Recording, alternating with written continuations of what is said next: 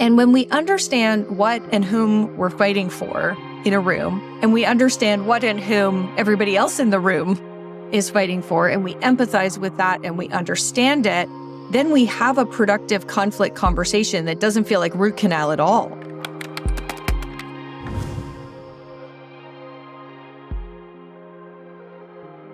Welcome to Conversations with Keita Demming, where I explore how to become better people in business and better business people. Today's guest is the author Liane Davey. She's a best-selling author, speaker, and team whisperer. We had a great conversation today, and I think you're going to enjoy this episode. If you love this podcast and you want to learn more, please join my mailing list, keitademming.com, or support my new book, Strategy to Action. Hope you enjoy today's conversation.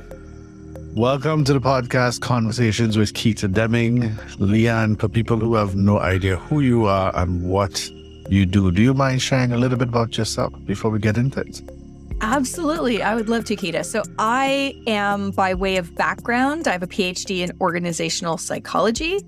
And now I spend my time focused on executive team effectiveness and take those lessons that I learn in that space to helping people in all different teams achieve amazing things together. What's an example of an amazing thing? Well, coming up with a strategy for an organization. Figuring out how to collaborate effectively on a cross-departmental thing. One of the most amazing things I help people do is to use conflict as a productive force in their organizations. That's amazing when people learn to have conflict well. So anything that a team needs to do in an organization to accomplish something bigger than they could accomplish on their own, that's where you're going to find me helping them do that. And I think I'm going to put a stick a pin in that learn to have conflict better piece, because I want to revisit that in a bit. The purpose of this podcast is to explore two questions. How do we become better people in business? And how do we become better business people? So how might you answer that first question? How do we become better people in business? Yeah, so I would say there, as you can imagine, I'm sure this podcast could go on forever and you'd still be getting novel answers to that question because there are so many. For me, what I've been working on for many years now is they can become better people by refusing to get into what I call conflict debt, refusing to bite their tongue, stay silent, put up with things that aren't working, and instead learn the mindset and the skills of how to advocate effectively, how to disagree effectively, how to bring diverse perspectives to the table. And there are many skills that just come along with that, probably first and foremost of which is becoming a much better listener. So all of those skills that are about how do we trust each other more so that we can be more candid, take the risk of having uncomfortable conversations, and then have those conversations in a way that's constructive and moves us forward. Those are all and I come at that because that's how I need to make myself a better person in business. I grew up very, very poor at having conflict. And so I've had to really make myself better in business by getting better at those skills. All right, so we won't be saving that for later. We got right into that conversation. Awesome. So let's double click on that piece, and I'll just reference your book as well, because I love the idea of conflict debt. And one of the things that you talk about in your book is you say people have to have more conflict, not less, sometimes. Talk to us about that, what I would call a counterintuitive. Well, let me talk about it. Let me reason through analogy here. So when I was about 8 years old, I fell down a flight of concrete stairs and smashed my teeth. And I had to have my teeth, my front tooth fixed. And it was extremely painful. What I learned many years later is that freezing takes a long time to take effect on me. So it wasn't frozen when the dentist started to drill. And so I was crying and he hit me, and it created this sort of lifelong fear of dentists. So all through my 20s, once I, didn't live at home and didn't have my mom taking me to the dentist, I was in control and I could choose not to go to the dentist. Except you can imagine what happens after a few years of not going to the dentist. When you go to the dentist, it's going to be a very unpleasant visit that's going to have needles and all sorts of This yuckiness. reinforces your fear. It reinforces your fear. And so in my 30s, I found a dentist willing to help me work through the fear and kind of move through it. And then I became very disciplined about brushing and flossing and going to those 6-month checkups. And so what I tell people is, if you don't like the dentist, go often, because those cleanings, those checkups, they can maybe, put a little sealant on something that may be starting to have a cavity. Well, the same is true of conflict. If you don't like conflict, trying to suppress it, ignoring it, putting up with maltreatment, pretending there's not a risk in somebody's plan, all of those things that are like avoiding the dentist lead to the root canal version of conflict, something very explosive, something very painful, something that can do permanent damage. Whereas if we think about conflict more like flossing, so what can I do in this meeting? What little bit of hygiene can I do in this meeting to express my perspective, put a little bit of tension on somebody's idea, advocate for a stakeholder? What are the little flossing versions I can do so that I don't get into conflict debt, so that I don't end up, with that sort of root canal version? So it was the dentist that helped me realize that if you don't like something, it tends to be a better strategy to do it frequently with low impact rather than putting it off and therefore having something really aversive that just reinforces your fear. Yeah, and somebody once told me that's called safe exposure. Yes, Right. that's a great term. I hadn't heard that term. Yes, exactly. And we can have safe exposure to conflict in ways that builds our psychological safety, builds our tolerance. And that's what really strong folks in organizations do and what strong teams do. So I'm going to take this in a slightly different angle, but there's something you said that really stood out to me, and it's about habit change. So my dentist said that you're either a flosser or you're not. How did you become a flosser?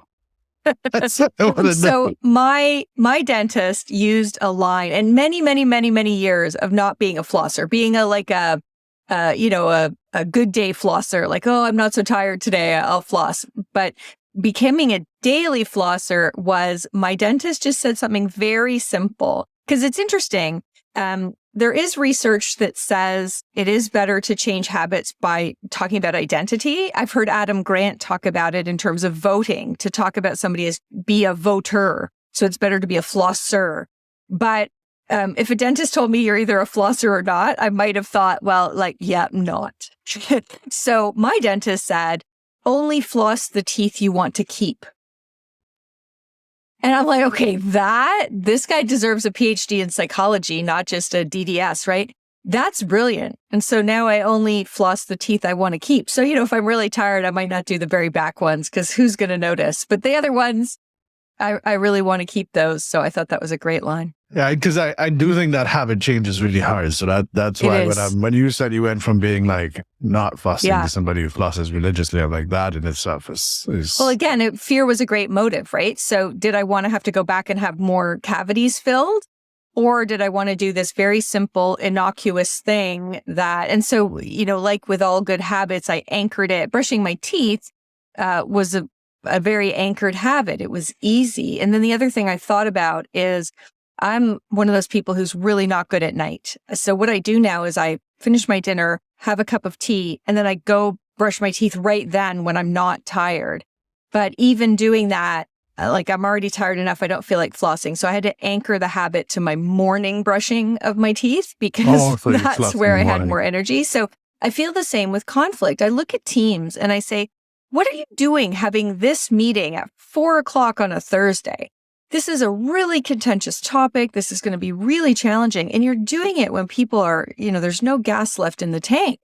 I wouldn't be flossing then either. I'd be trying to get through that meeting as easily as possible. So do yourself a favor, put those kinds of discussions earlier in the day, earlier in the week, that sort of thing. Just be smart about when you put those things as you're trying to establish a new behavior. How does your work then connect to people becoming better business people? I know we've talked about blossoming, we've talked about conflict. Yeah. So for listeners, this might seem a little bit odd, but it connects. It connects. It absolutely does, right? Yes. So when we get into conflict debt, it affects our business in many ways. So the most prominent or prevalent issue that comes up when we're not good at conflict is we fail to prioritize. So most people have lost sight of the sense that the term prioritize comes from the Latin priori, that means first. It doesn't mean seventh. That doesn't mean. And so we've come to interpret the word priority to mean importance as opposed to like temporally what comes first. And so if you say, well, I can't do 7, which of them is the priority? You often hear leaders say back to you like, well, they're all important.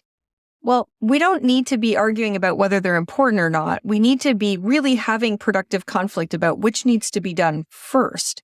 And when we're really conflict averse or we don't like it, we tend not to have the hard conversations about trade-offs.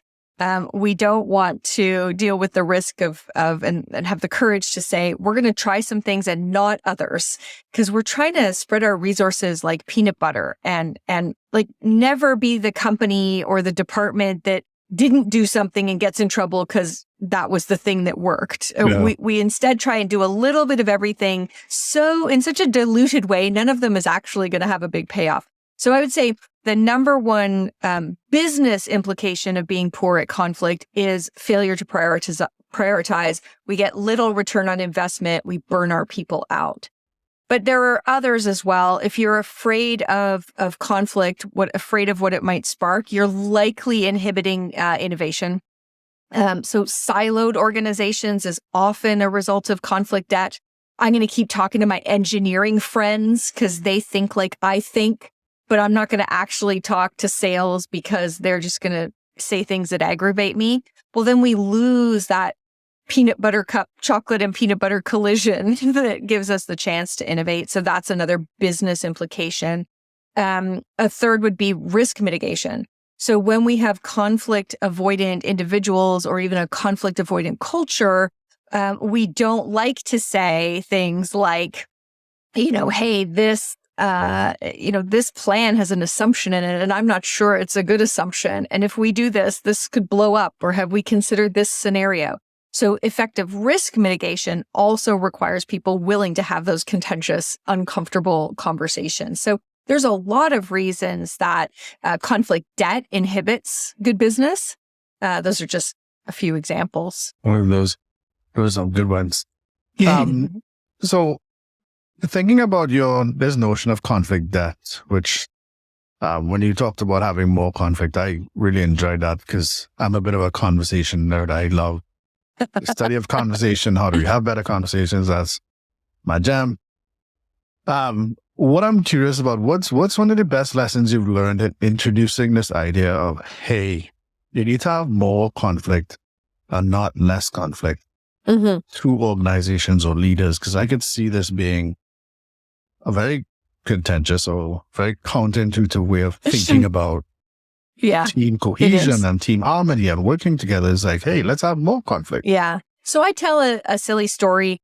One of the problems I think is that, a lot of our language and metaphor around teamwork draws on the imagery of rowers. I don't know why. I don't know how rowers became the thing, but we talk about we're all in the same boat. Don't rock the boat. We all need to be pulling in the same direction. And all of those ideas are really counter to having conflict. So I talk about a different story, which is a story from my own life where my husband and I took our 2 kids camping and there was a big rainstorm coming and we had to take this tiny little plastic tarp that wasn't really big enough and stretch it as big as we could possibly get it to kind of cover our tent and protect it from the rain. And the rain was coming in at a real angle. So we had to kind of give and take with one another to get the tarp positioned to provide the most protection.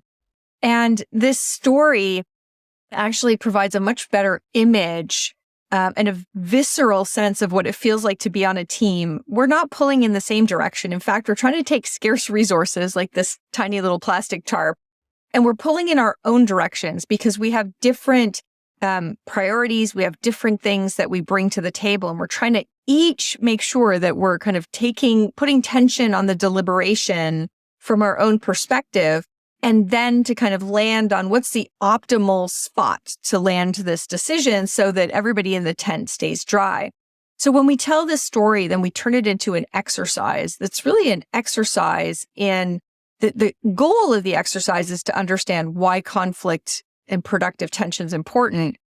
But the actual process of the exercise is kind of coming to empathize with the other people who are part of your team. So we simply ask 3 questions. What's the unique value of each of the people pulling a rope in our team? And they are very different. Different roles are paying attention to different things. They're bringing different talents and superpowers. So there are very different answers to that. The salesperson is really thinking about the marketplace, thinking about differentiating the story of your product or service for your customer. They're very customer centric. But the operations person is thinking about consistency and efficiency, not differentiation. Differentiation is expensive to an ops person. They're like, ooh. So we ask that question. Second question, who that's not in the room is counting on you to advocate for them? So in the sales and operations example, the salesperson, all of those customers and buyers are really counting on the salesperson to say, this is what we need. This is what we're looking for. How do we make it cheaper? That's what that salesperson needs to bring into the conversation. That's completely different from who is counting on the operations person. So the operations person is in there doing battle for, in many cases, the shareholder to be more efficient with use of resources, sometimes the employees, the supply chain folks, et cetera, et cetera. So second question, who that's not in the room is counting on you to have that productive conflict? And the third question is kind of the summary, which is, therefore, what is it your obligation to fight for? And when we understand what and whom we're fighting for in a room, and we understand what and whom everybody else in the room is fighting for, and we empathize with that and we understand it, then we have a productive conflict conversation that doesn't feel like root canal at all. It just feels very much like, okay, I need to understand this decision from these different perspectives, and we can make a decision that's optimal for the business, even if it's not exactly what I would have wanted from my sales role or from my operations role. So that story and that exercise really create breakthroughs that help people understand, oh, if I let go of this rope, which is, when we went camping, the story played out that my husband was pulling way too hard on his rope against my daughter, who at the time was 5, and left her face down in the mud. That's not good. But my other daughter at some point got fed up and let go, and the corner of the tarp kind of went flying up and the tent was getting soaked. And that's what happens when we don't like conflict. We decide to kind of let go of the rope. We go quiet. We give up. Is that somebody is left exposed because nobody else has your expertise. Nobody else is fighting for that stakeholder you're fighting for. So going through this exercise can really help teams to get a handle on what healthy conflict should feel like. So that's why your book might be called The Good Fight. So yes, exactly. So I love that. What is your obligation to fight for? Oh, yeah. Yeah. Yeah. Because we do have a conflict obligation when we're a part of a team. There are people counting on us to fight for them. And they're usually, it was interesting. I was talking yesterday, I was giving a speech to the leaders of a big municipality, and they were all in the public works team. And so we were doing the exercise, and I said, okay, what's another part of the organization you're often in conflict with? And pretty much every table picked procurement as the example. And at first, getting them to empathize and think about what's the unique value that procurement brings and who are they fighting for? At first they just started saying, well, they like process and they like a lot, and they couldn't get it. And then we pushed on it a little longer. We said, well, how did contracts used to be awarded for big infrastructure projects? It used to be awarded to your buddies or to nepotism or whatever. And those projects were often total white elephants that cost more than they should, that, created crumbling infrastructure. So, what is procurement's unique value? And somebody immediately was like, well, a fair and transparent process. Yes, exactly. They're fighting for, and who are they fighting for? Well, the taxpayers, yes. And somebody else said, well, they're also fighting for all the other businesses who used to be shut out, and they need somebody making sure that the procurement process is fair. Yes. And by the end of a 20-minute exercise, we had them really understanding procurement is not getting up in the morning to be a pain in your butt. They just aren't. But they are there to protect people, to protect a fair and transparent process, to protect, members of the community who probably haven't even been born yet, who will still be using the infrastructure that is built. And just was so powerful when they figured out, oh, well, that's really important. Yes.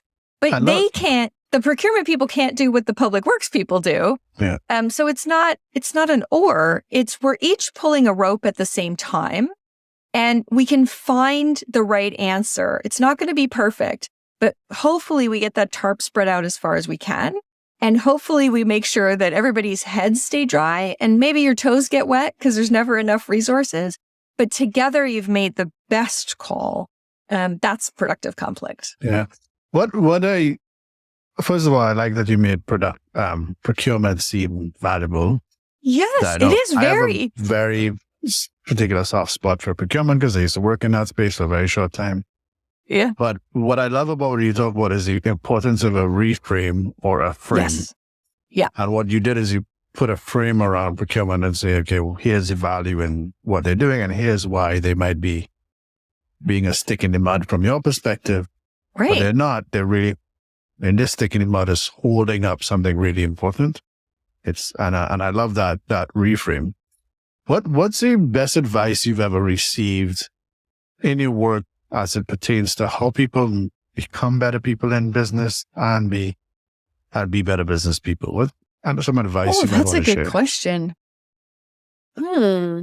Well, I guess it's really all the people who along my career have encouraged me to advocate for things, right? That's what I didn't used to be very good at. I was good at intellectually arguing for something. I had gone to grad school. You had a lot of practice, didn't we? In grad school, you have a lot of practice doing that.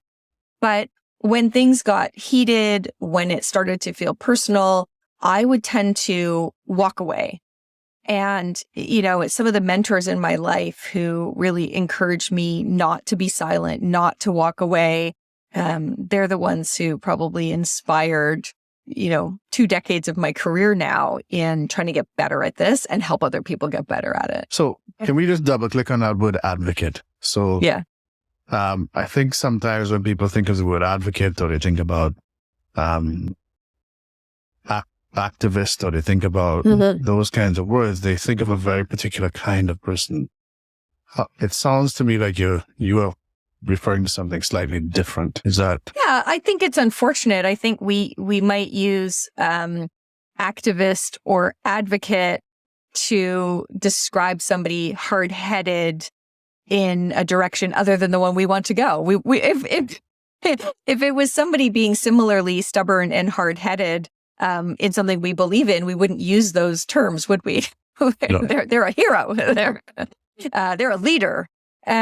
So I think that being an advocate, being an activist, being somebody who is loud and proud about the things you're fighting for and the things you represent is wonderful.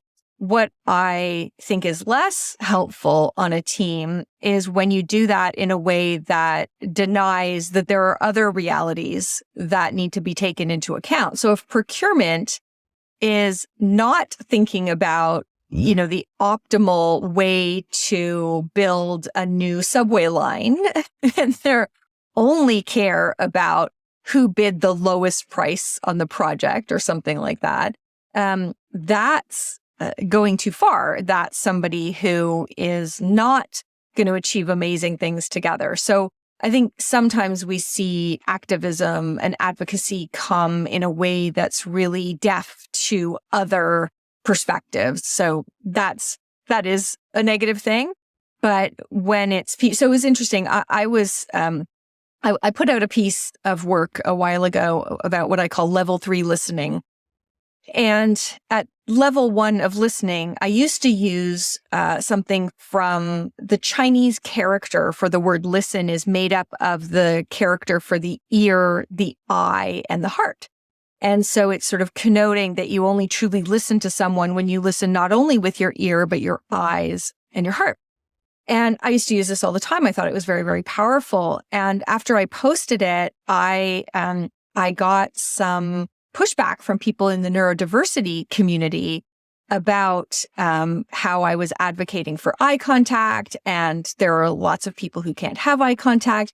What was really interesting is some of the people came to the conversation in a ways like, hey, Liane, I wonder if you know how challenging this is for some people. It was like, I'm going to advocate and pull on my rope, but I understand that you have yours, and let's actually get in some kind of a dialogue and go back and forth with each other. Other people chose to just yank that rope so hard. I had people on LinkedIn, calling me like a nasty woman, and I'm glad no one I know or care for has to work for you, and like really nasty stuff. And it was just interesting to see when we fight for things in a way that is blind to other people's realities, other people's contexts, I think we're less effective in many ways. So yeah, we need those advocates who want to educate, inform, and know that there are only one rope on that whole tarp.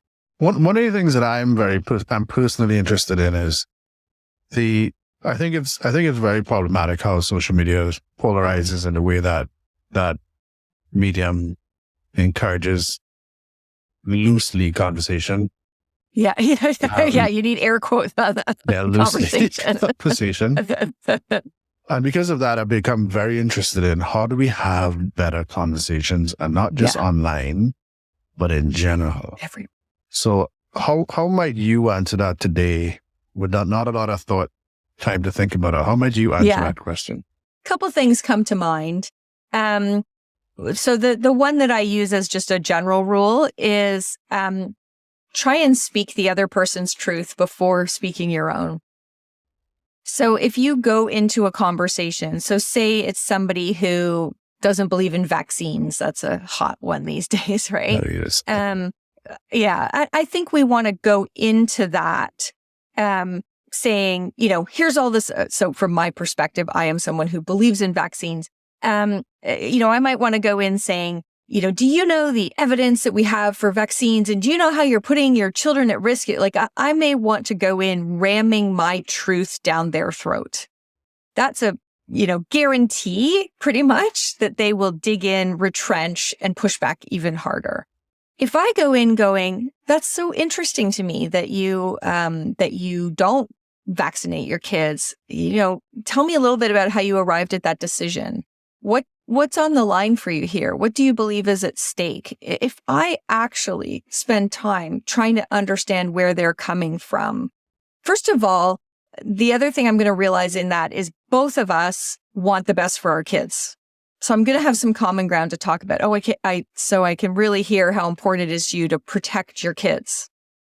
Instead of me claiming that they don't want to protect their kids, they're leaving their kids at risk. No, they've just come to believe that vaccinations are more dangerous and risky to their children than the risk of getting the measles or anything else. So, if I can get to the point of saying, okay, so for you, this is really about protecting your kids, and you don't feel confident in what you're putting into their bodies when you choose to vaccinate. Okay, then I can share my truth. That's so interesting. I'm thinking about protecting my kids too. Here's how I'm thinking about it. And I picked vaccination just as something very contentious, but it could be something innocuous like, so you think that we should put on a customer event in the fourth quarter? That seems like a big waste of money to me. But what's making you advocate for that? So that's a huge part, is making sure that you really push to get their truth out of your mouth before you worry about your own. The second thing I would say is we were given bad advice as little baby employees as we grew up in companies because we used to be told, don't come with a problem, come with a solution. And I get, what did you get? Were you ever told that I one? have gone on lectures on this before, so lecture on. So it's just, we'll see if our lecture is the same. So that makes sense to me if your manager says it to you, right? Like, take some initiative, think about the problem, come to me with potential options. Yes. But unfortunately, we do that in cross-functional teams, and we often miss the mark. We walk in and we say, I think we need to do this. And first of all, we often are stepping on people's toes because it may be that it's something in their remit that we're commenting on. When we're commenting on a potential solution in someone else's area, we're usually not very informed. So sometimes it's a really bad idea. And some people will interpret that as, what, you think I can't do my job? They'll see it as condescending, and we trigger a fight. So if we want a dialogue, if we're really trying to create a better conversation, I really encourage people to come into the room with, I've been thinking about this issue. This is how I'm perceiving the problem. Anybody else, how are you thinking about this? And really come to agree on what problem you're trying to solve before you come in guns a-blazing with a solution. And that's another really important way to have better conversations at work. Awesome. Mine's slightly different, but okay, tell me. In addition to everything you said, I agree with everything you said, but the number one thing is, what happens when I don't have a solution?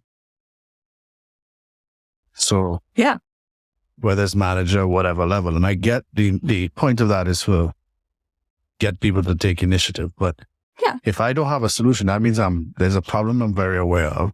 Yeah. I'm not bringing it to you because I'm following your instruction of, don't come to me with problems, come to me with solutions. So now you are in the dark about a problem.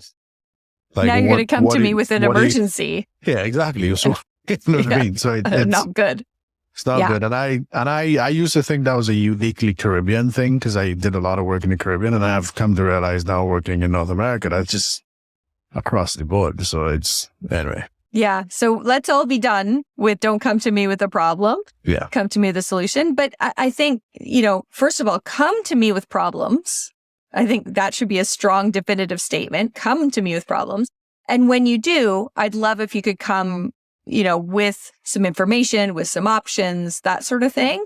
But, we want that first sentence to be the stronger sentence. Come to me with problems. Or just come to me. Yeah, true. Exactly. Yeah. Just cut off the sentence just come there. To me, period. Like, let's be open and discuss things.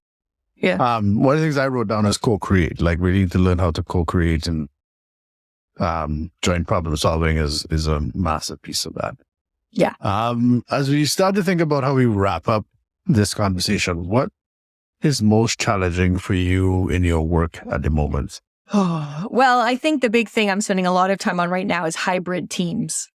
Okay. So pretty much all of the teams I'm working with, save one, and that's maybe one of the reasons I realize it.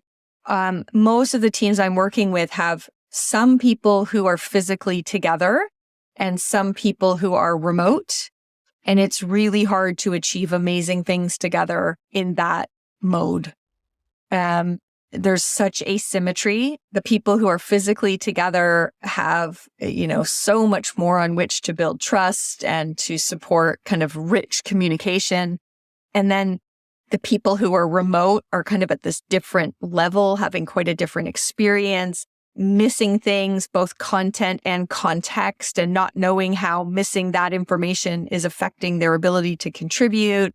Hybrid teams is something that it's great to have the organizational psychology background, because there's a lot of psychology of the asymmetry of hybrid teams that's really important. I just gave a speech on it last week, and I got so many comments from people just saying, I never thought about that. I never thought about it that way.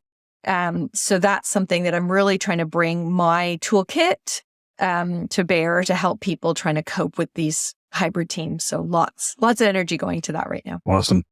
And one of the questions I've been asking my guests is a bit of a coaching question from my lens, which is, where are you seeking comfort when you should be seeking discomfort?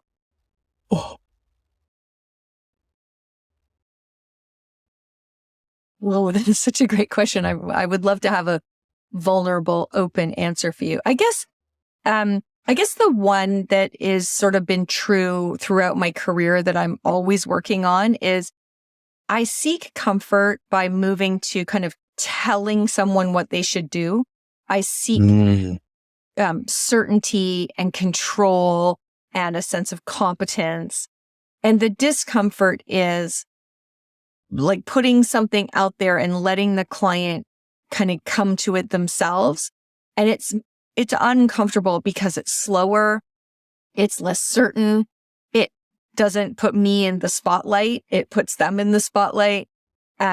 So I think the journey that I'm on as somebody who is very assertive and knowledgeable, and like my comfort is, okay, let me just tell you the right answer here. And that's great when you're writing books. But when you're trying to facilitate a team process, so much of it is letting them get there. And sometimes I keep trying to grab them by the nose. So it's like, I think that, I think as facilitators, we could have a whole workshop on that, like when they do that. But where that shows up for me the most is in parenting. So how much, okay, you're going to fall and hurt yourself. Do I save you or do I let you fall?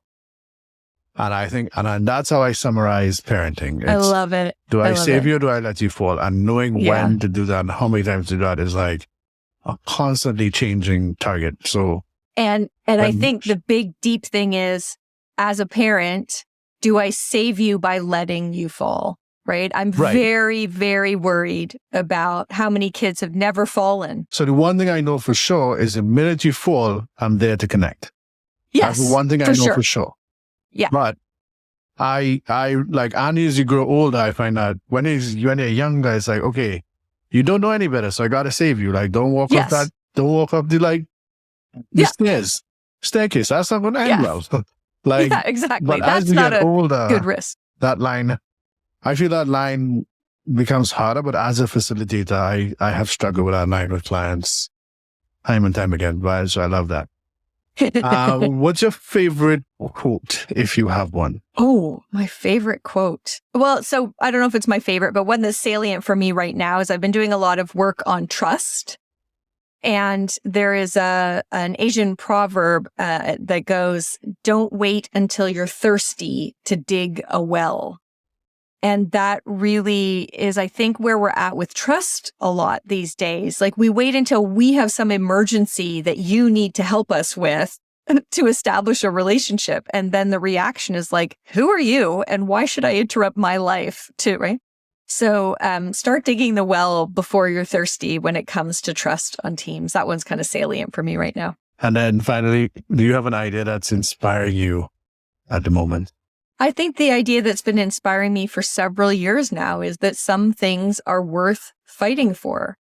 And, anytime I want to back away from conflict or go quiet or whatever else, I just say, this is worth fighting for. It's not going to be comfortable. It's not supposed to be comfortable, but it's worth it. So that line has helped me profoundly in my life. Before we go, what would you like to say to the audience and guests? Where can they find you? Where can they learn more about you? Yeah, so the best place is just be lianedavey.com.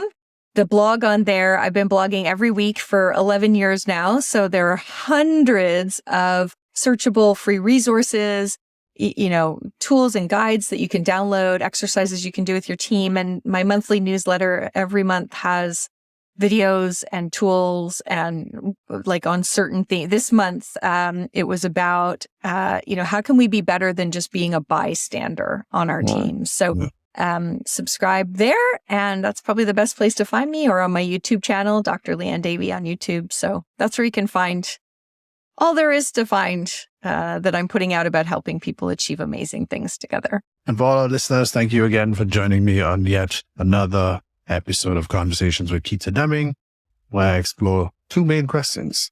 How do we become better people, and how do we become better people in business? Have a wonderful time, and see you next time when I interview yet another guest where we explore those two questions. Thank you for listening to Conversations with Keita Demming. Over the years, I've learned that few things will impact or improve your life more than improving your strategies and having better conversations with the people you wish to serve. If you like today's guest and the idea is shared, please like, follow, and provide a review wherever you listen to podcasts. You can also visit my website to sign up for my newsletter and learn about the release of my upcoming book. I look forward to the next episode where we'll be in conversation with someone who will help you become a better business person and a better person in business. See you next time.